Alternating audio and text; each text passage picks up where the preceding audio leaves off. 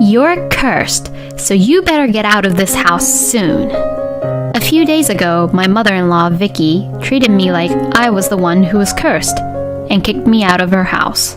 I'm Hannah, and I'm 33 years old. Ever since I left school, I've been working as a nurse at a hospital in the city. I'm now an expert at my job, and I'm relied by many people at work.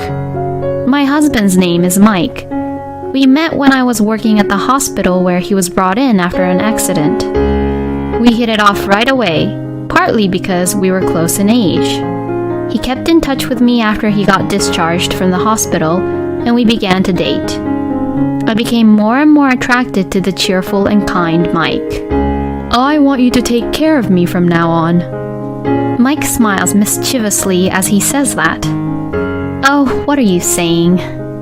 Please marry me. Yes. After 6 months of dating, he proposed to me. I wanted to be with him forever, so of course I accepted his proposal.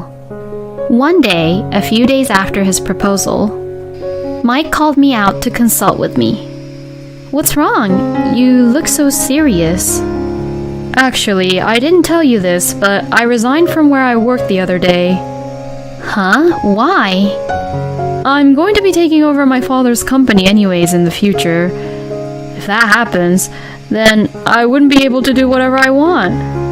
I thought I'd enjoy it while I can and do a part-time job instead. Why didn't you tell me about such an important thing before you quit your job?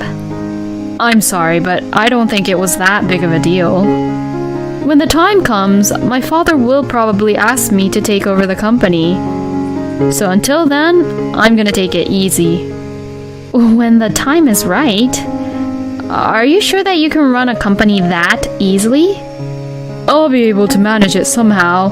I'll have a lot of experts who knows my father working for me. Aren't you just sleeping on the fact that you'll be able to manage when you won't be able to? I thought that Mike had an immature way of thinking about how the society works. He proposed to me only a few days ago, and I was just stunned. I may depend on you for a while, but we'll do our best together. And I mean, you have a higher income than me to begin with. Huh? I mean, it's definitely fine to work because I love my job, but in return, Mike, you have to definitely think about your future, okay? Okay, don't worry about it. He seemed to go to work every day, but I never thought that he would quit his job. But it's not like I'm getting married for his money either. Even so, I thought he had the sense to work at least as a normal adult, so I developed a feeling of distrust towards him. But I knew that we had a long life ahead of us, and there would be many more things to come, so I decided to trust him this time. Finally, the day came when we went to greet Mike's parents. I was nervous and excited because I had not been able to go and greet them before due to our schedules. Hey, what are your parents like? Well, my father is pretty busy and independent, but he grew the company all on his own, and well, I think he's a great guy. My mom loves me a lot, so I think you and her will get along well. What does he even mean by that? Oh, I see. Well, I'm looking forward to it. Mike's house is a big house since his father runs a company. Wow, your family is really rich, Mike. A house with a warehouse, that's amazing. Oh my, Mikey, welcome back. Nice to meet you, Vicky. My name is Hannah. Oh, Mikey, you should come back more often to show your face. Did she just ignore me? I'm home, Mom. This is my wife-to-be, Hannah. Ah, yes, okay, well, enjoy your stay here. It seemed like I wasn't welcome at all. Mike's father was away for work, so it was just Mike, Vicky, and I. It was somewhat awkward being with them. I could tell right away that Vicky really loved her son, but somehow they were talking with each other as if I wasn't there. When Mike left as expected, Vicky says this to me. I'm going to ask you directly. Did you choose Mike for his money?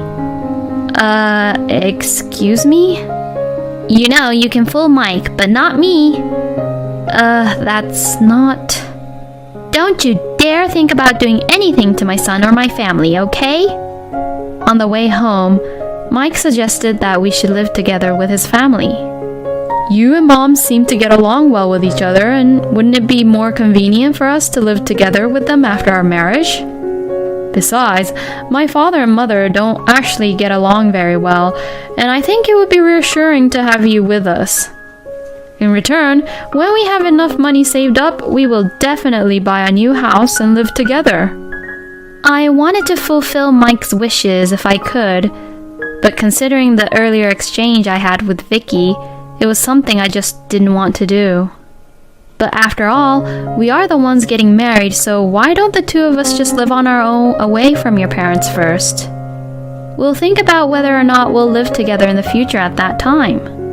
Fine, you're a cold person, huh, Hannah? A few days later, Vicky called me up and asked me to reconsider about living together. All right, Hannah. Our family has a long history. In order to accept you, a stranger from nowhere, as my son's wife, I need you to prove to me and show me that you're not marrying my son just for money by moving in with us. It's not like I didn't want to cut ties with Mike's parents, and I wanted to be amicable as possible. I felt a little positive that if I made an effort, I would try my best and that Vicky would approve me of being Mike's wife. If that didn't work, Mike and I would live away from them, is what I thought. Not long after that, we got married. My family and friends gave me their blessings at the wedding. But that was the beginning of our hellish life together at Mike's parents' house. I had no intention of quitting my job at all.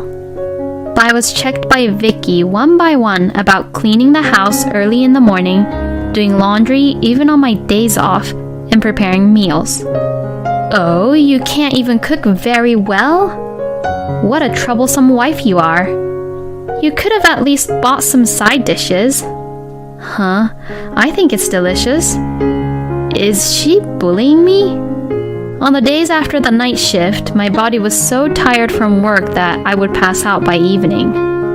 But Mike, whether he knew how I was feeling or not, was living a carefree life on his own. Hey, Mike, about Vicky. Again? Just make it work with my mom. I have to go to my part-time job now. Hey! One day, a year later, at a family gathering, Vicky asks me, Hannah, when are you going to show me my grandchild? Please don't tell me that you're infertile. If you are, you should go to a clinic for a treatment right away. I was getting concerned about it myself, even without Vicky's advice. In fact, I had been going to the clinic for a while to consult about infertility treatment. The treatment would cost a lot of money, and I couldn't quit my job, so I had been worrying about it for a long time. I could only reply, I'm thinking about it properly, to her. We had only been married for a year, and yet Vicky tells me this. You're incapable of having children, aren't you? If you are incapable, then it's pointless for you to be even here as Mike's wife. I was shocked by Vicky's heartless words. On top of that, some of my relatives also said that they were worried that I wouldn't be able to produce an heir. When I looked at Mike, he turned his face away and ignored me. I had no one on my side. I'm doing my best. I've been to the clinic and had tests done. Well, this is the first time I'm hearing about this. Then you must be able to get pregnant with healthy children, right? If you can't produce an heir, you are completely unnecessary here. If that happens, I will ask you to divorce my Mikey. With those words, something inside me snapped. I've had enough. I'm not a slave that you can just disown me just because I can't get pregnant. Besides, I married Mike, not his whole family. Oh dear, you've really said some things that you can't take back now. You really are not qualified to be a wife after all. It can't be helped if you're only after our money, though. Well, I've had it enough too. A woman like you who can't have children better get the hell out of my house. Hearing her words, I packed my bags and left immediately. I I went back to my parents' house and told them what had happened. Mike called me as soon as he came home from work. "Please, come back. If you're not here, I'll be troubled." "Troubled by what? Are you saying that knowing what I went through?" "But I don't want a divorce from you." "Then why don't you leave your parents' house and come live together with me?" "But my mom..." "Are you going to leave your parents' place or not? Which is it?" Let me think about it for a little bit." "Huh?" In the end, Mike couldn't argue back to Vicky and ended up divorcing me. We had a little trouble during the divorce process. Vicky, who knew that I have my savings, told Mike to divide the property properly between us, but I was totally against it. A meeting was set up to discuss about the issue, but thanks to my parents and the lawyer I had asked for, also complained to Mike about it, so he caved in and the divorce was successfully finalized with no property division. To this, Vicky was saying, "My son said enough is enough, so that's why he was kind enough to cave in and you should be thankful for that." Finally, everything was over. I couldn't see a future with such a crazy person like Vicky, and Mike, who seemed to be forever stuck at his part-time job. I was glad that this was over. I also became to think that I should start my life over again with a refreshed mindset. I was now alone and I had moved out and resumed work with a refreshed mind. And few years later, one day, when I had almost forgotten about the past, Vicky suddenly came to my house. "Long time no see. What happened?" "You were only trying to be innocent when you weren't at all. Our family heirloom is missing ever since you left. Give it back, you thief." I had no idea what she was talking about, but I was not happy to have her making a scene at my front door, so I reluctantly asked her to come inside the house. Vicky was being very aggressive. "Our family heirloom, which was placed next to the warehouse, is missing. It was you who took it, right?" Not only did she accuse me that I was unable to have children, but she would also accuse me as being a thief. I'm just so stunned. "Huh? What do you mean? I have no clue what you're talking about." "Fine, I'll give you some time, a few days, to return it back. If you return it in time, then it'll be fine. If you don't, I'll sue you."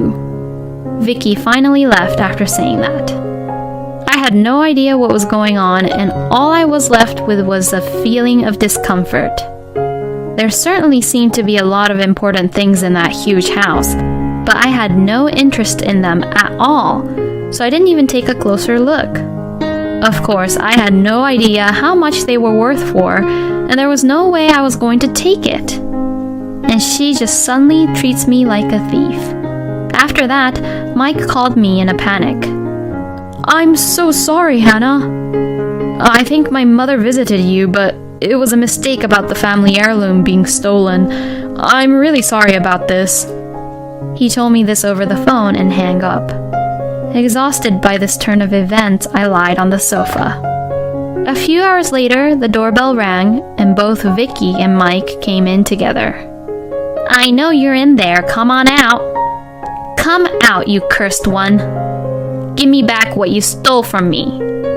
I came all the way here to get it for you." "Mom, just please calm down." Vicky is just screaming around for me to return their family heirloom, and Mike is desperately trying to stop her. It's not good for the neighbors to hear you screaming in a place like this, so come inside, please. If you just return what you stole from me, then everything would have been fine." "Mom, as I've been saying, there must be some mistake here." "Why are you protecting this woman, Mike?" "What do you mean, why? That's..." And then it hit me. "Mike, could it be you who took the family heirloom?" "Huh?" "In the past, when you run out of money, you used to secretly take my accessories out and sell them." Well, that's..." "Oh no, Mikey, did you?" Knowing that he couldn't deny the truth now, Mike began to confess. "I don't get enough money from my part-time job, and Mom, you don't give me any allowance these days." My father also told me not to come to work, and I can't pay back my debts because he won't retire anytime soon. Mikey, you're in debt? Apparently, he didn't have enough allowance, so he even began to be in debt. Wow, he really is helpless. So, since it's not my fault at all, can you both please leave? No! The reason Mikey did this is surely because of your influence. He might have borrowed money because you told him to. I can't believe Mikey married a hopeless woman like you. That's right, I'll demand alimony for all the troubles you've caused me. Right, Mikey? You're the one who caused me troubles to begin with. Why is Mike's debt my fault? Isn't it because of the way you brought him up like that he became who he is? Don't you think so? I mean, normally, adults don't act like that. I didn't even want to see you both, but you were the ones who suddenly barged into my house, so who's the crazy ones here? When I was getting tired of this, my husband, who was in the back of the house, came over to me. He said, "What's wrong?" as he appeared with our baby in his arms. Yes, I had actually remarried. The moment they saw the faces of my new husband, Dave, and our baby, both Vicky and Mike looked very surprised. Of course they were, because my current husband was the lawyer who I had hired from that divorce.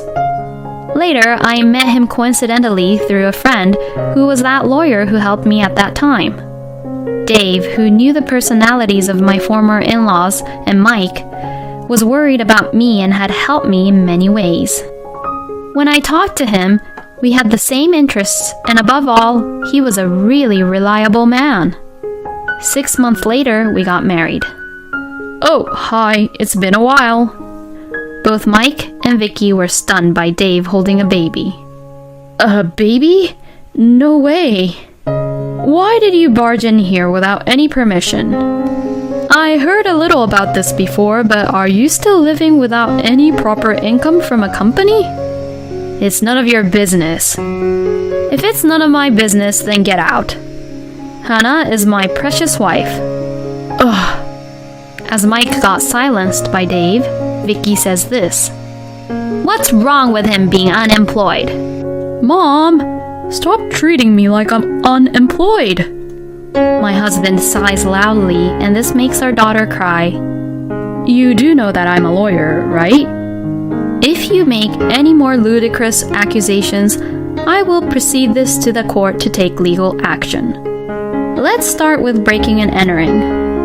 I only just walked in here for a minute. Then Dave says this. You may think it's easy to say that you just only entered someone's house for a few minutes, but the crime of breaking and entering comes with penalties like imprisonment. The penalty for breaking and entering is up to 3 years in prison and a fine of up to $1,000. There is also a jail sentence available, so you better be prepared. Pardon me? Hearing those words, both Vicky and Dave rushed out of the house. Seeing them rush out, I said this to them. Oh yes, as you can see, about the infertility thing, the clinic checked everything and found that there was nothing wrong with me. After being told that there was nothing wrong with me, the two of them left quietly. Dave laughed as I said this to them. If you ever come back again, I will be calling the police. Later on, when Dave sent a notice to Vicky's house, my ex-father-in-law called me right away to apologize. I'm so glad I married a very reliable husband. I heard from a mutual friend that Mike is still living with his family. Our family of 3 is living happily together now. Oh yes, I also found out recently that I am pregnant with our second child. Dave hugged me gently, and we are so happy. I am very grateful for my kind husband. I'm so sure that the future of our children is very bright.